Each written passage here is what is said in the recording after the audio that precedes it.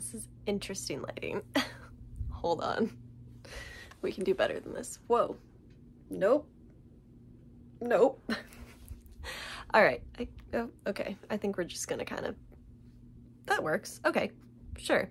Hi, everybody. Welcome back to my channel. My name is Taylor, and welcome to a new reading vlog. A reading vlog in which we read the entirety of the Bridgerton series. Now, I'm sure there's people that have done this on the internet, but I have gotten incredibly sucked down the Bridgerton wormhole. I'm obsessed with the Bridgerton musical. I use quotients because it's not like the official, it's the unofficial, but like I've memorized that entire album in its fullest extent. I've rewatched the show a few times and yeah, realized that as a book-loving individual, I just needed to read the books. I need to read them, I need to binge them, and I need to know what it's all about. So that's what we're doing. That's what we're here for. Come along on this journey with me. A few things before we start. I've actually already finished the first book, but I wasn't really able to talk about it because I was reading it whilst in Egypt. Insert clips now.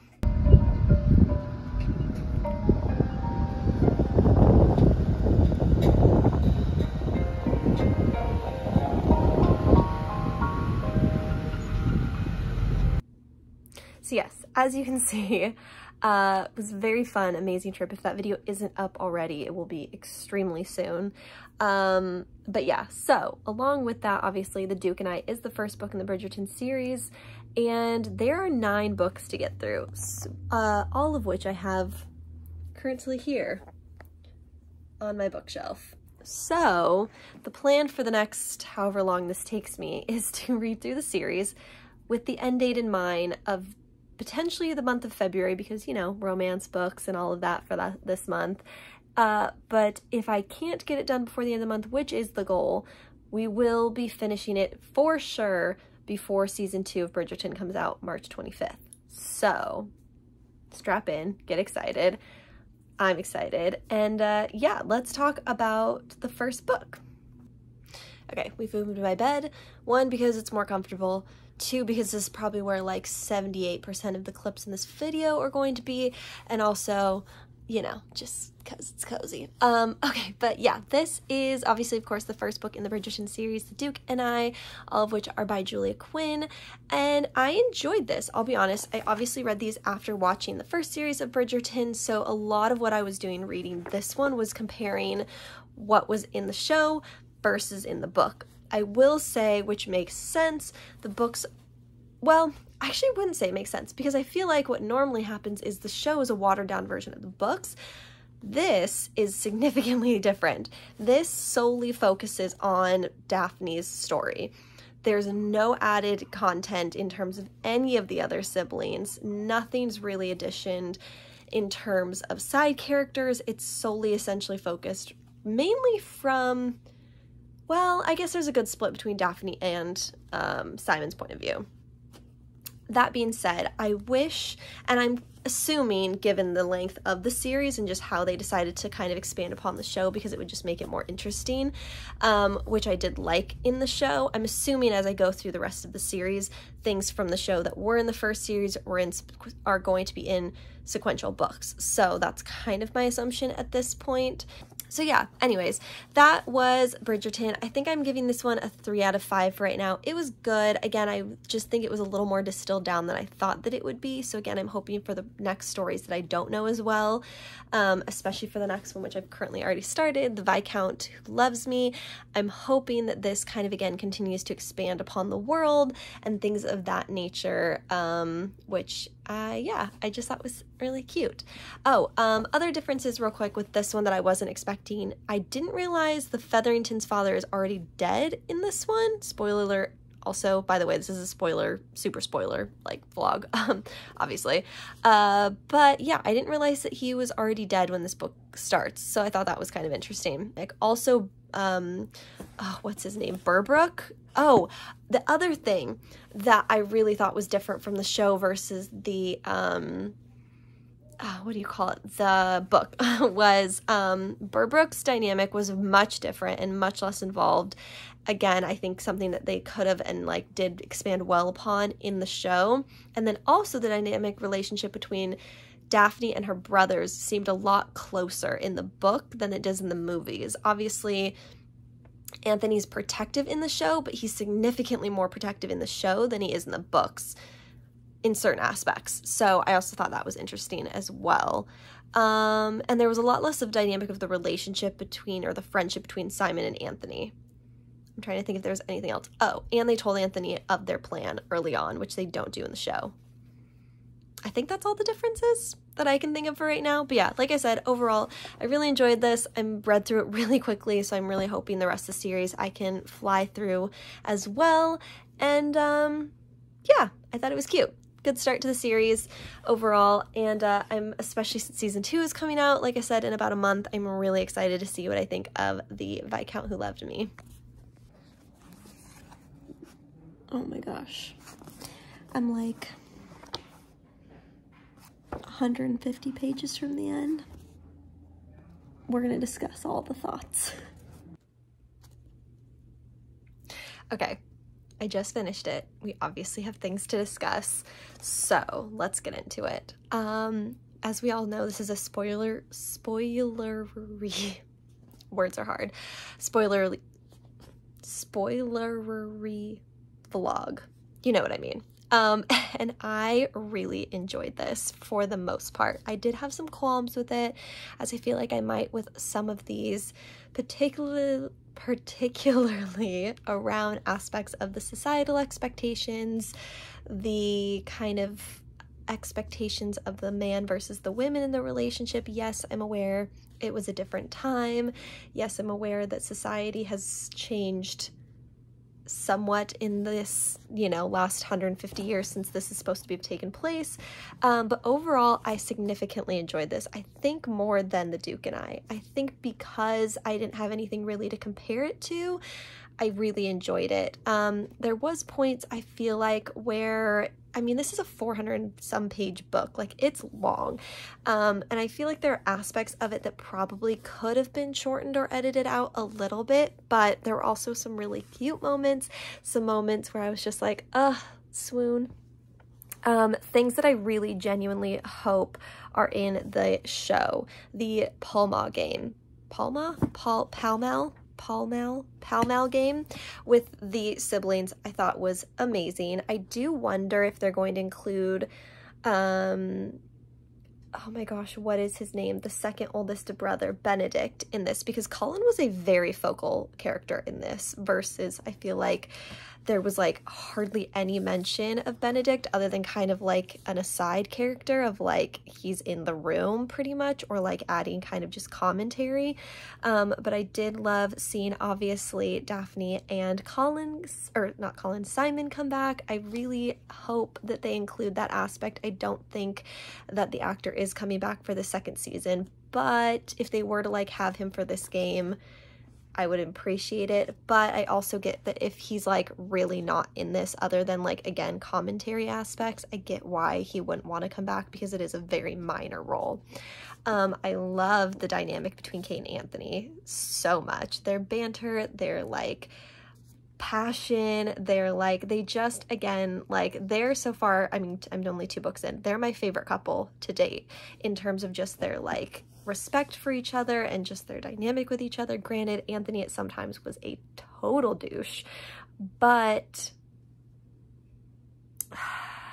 I don't know. I'm gonna be interested to see how they play dynamics of that with the show, because I feel like he's so arrogant and just kind of a tool, and I get that's kind of where they're trying to play it with him, but I feel like, I don't know, there were certain aspects where I was like, ooh, not okay. Like there was a thing where, oh my gosh, please, I hope so desperately that they have the scene where she's hiding under his desk and he finds her, because that was amazing. I hated him in that scene, but that was so cute, and I liked the addition now that we kind of can understand a little better where the opera singer comes in. I do like now seeing the show that they obviously expanded on that a little more, so I am going to be interested to see if she is brought back again for the season. I don't know. I'm intrigued. Other things and thoughts, I really enjoyed just, again, their dynamic. I didn't love, again, that it was kind of like a forced marriage because of discovery. I hope in the next subsequential books that that's not a common theme, because it's like we've had 2 of those now, and I kind of just want something different where they're not like forced to be together.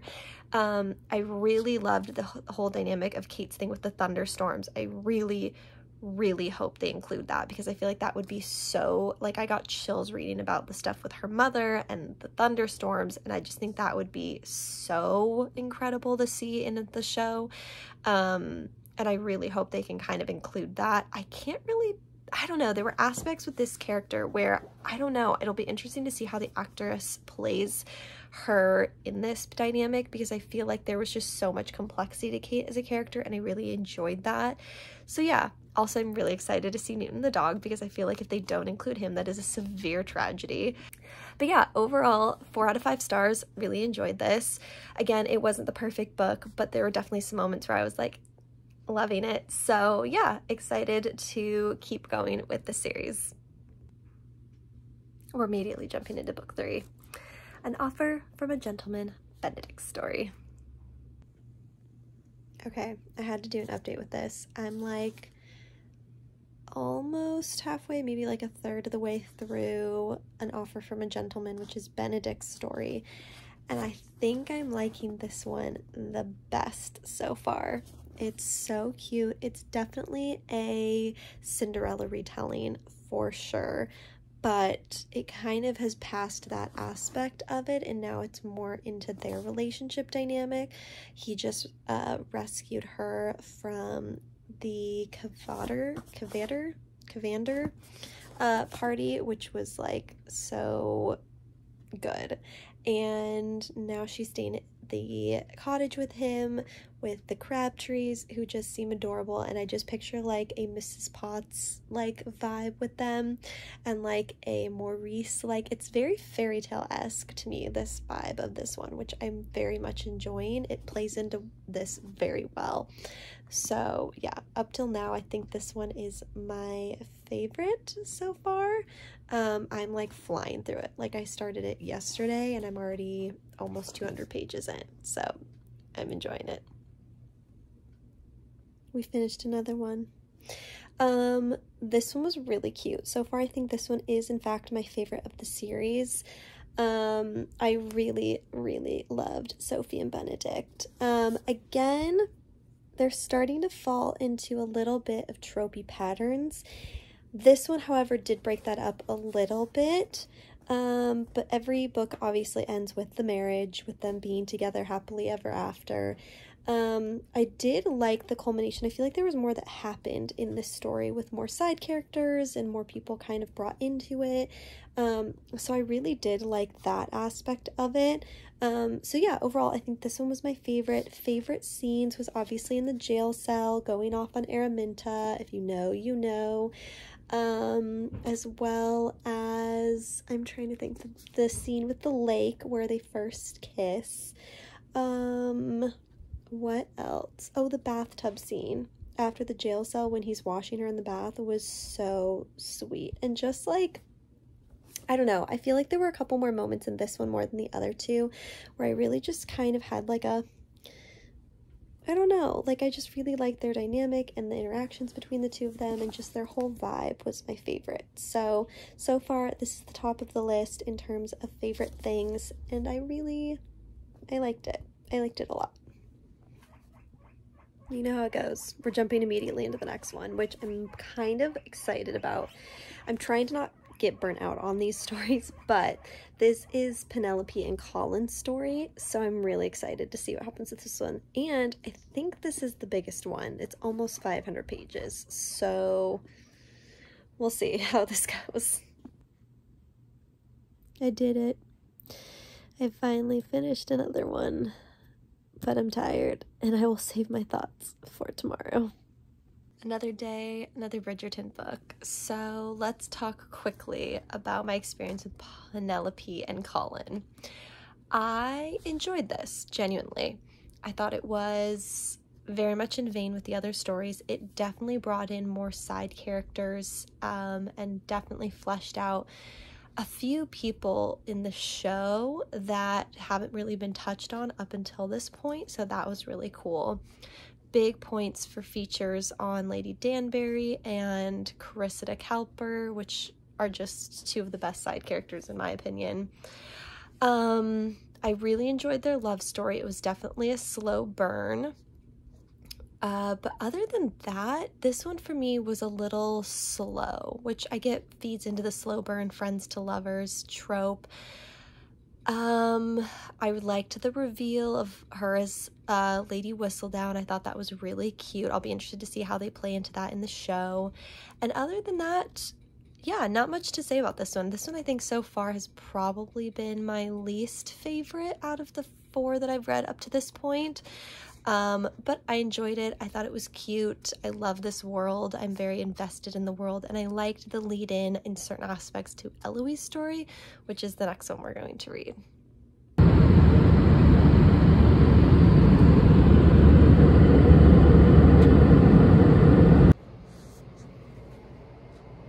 Another one down.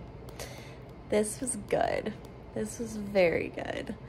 I loved the dynamic between Eloise and Philip. I thought they were so cute, and I just visually saw this book so well. And I liked that the characters in this were different. Like, they weren't, I don't know, like they were memorable and they stood out. And I love this family so much. I'm so obsessed with them. And yeah, I really enjoyed it. The twins were adorable. I love this series. It's so good. So yeah, I think this may be one of my new favorites. And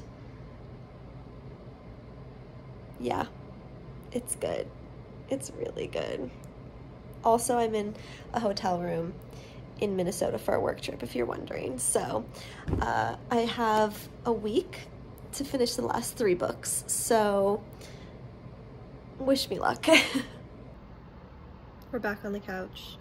I have like 10 minutes till I need to go to a dinner with my team that I'm here with.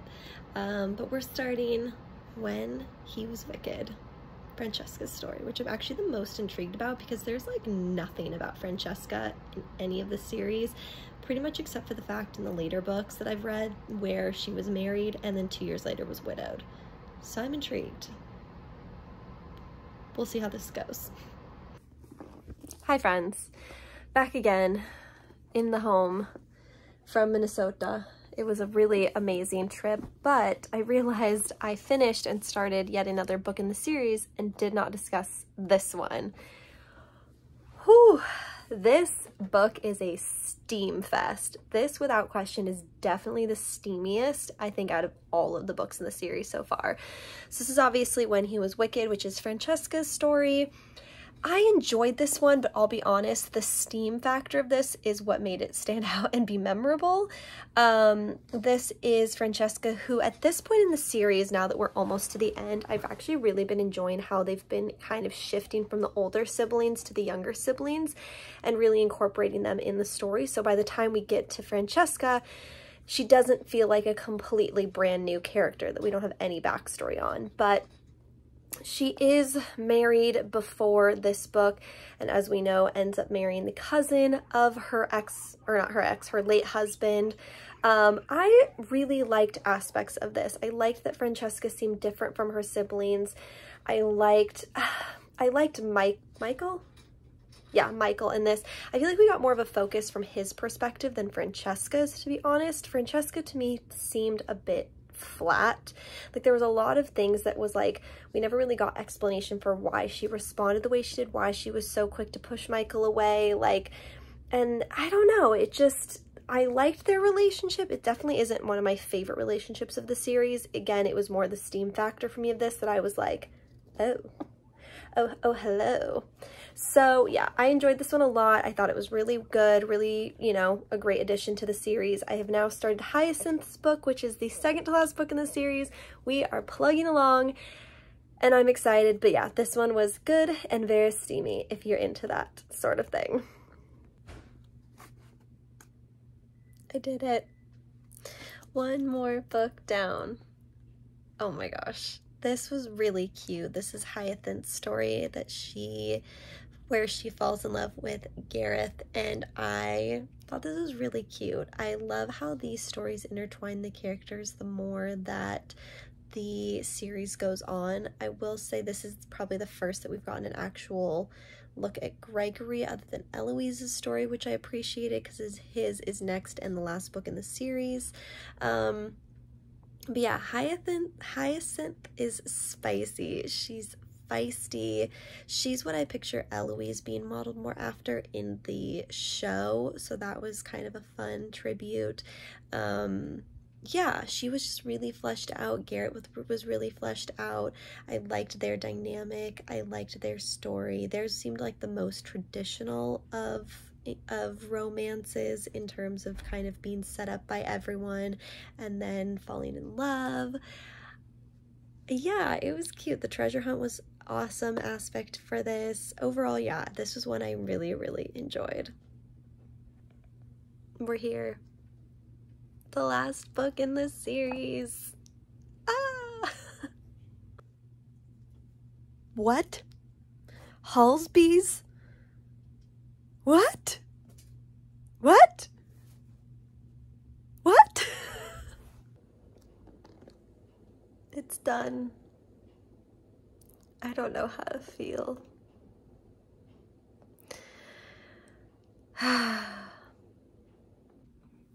You guys, we did it. I did it.